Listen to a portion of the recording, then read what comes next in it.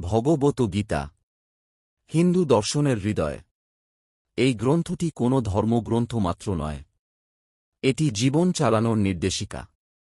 গীতা বলা হয়েছিল কুরুক্ষেত্রের যুদ্ধক্ষেত্রে, বলেছিলেন শ্রীকৃষ্ণ, শুনেছিলেন অর্জুন। সময় দ্বাপর যুগ, স্থান কুরুক্ষেত্র, পরিস্থিতি যুদ্ধ শুরু হওয়ার ঠিক আগে। ভগবত গীতায় আছে মোট 18টি অধ্যায়, মোট 700টি শ্লোক।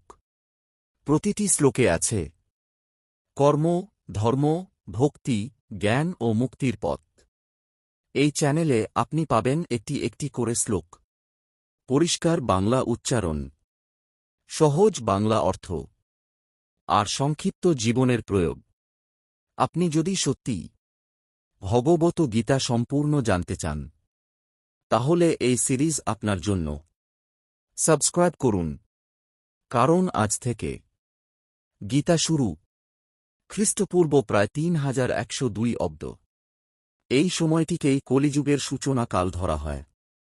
কুরুক্ষেত্র বর্তমানে হরিয়ানা রাজ্য, ভারত। বিশেষ স্থান ধর্মক্ষেত্র কুরুক্ষেত্র, যুদ্ধক্ষেত্রের মাঝখানে দুই সেনার মুখোমুখি অবস্থানে।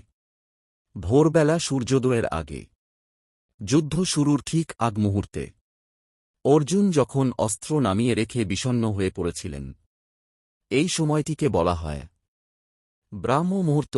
আধ্যাত্মিক জ্ঞানের শ্রেষ্ঠ সময় তখন বলা হয়। তারিখটি ছিল হিন্দু পঞ্জিকা অনুযায়ী মার্গশীর্ষ মাস, শুক্লপক্ষ, একাদশী তিথি। তাই একাদশী তিথিকে গীতা পাঠের জন্য অত্যন্ত পবিত্র ধরা হয়।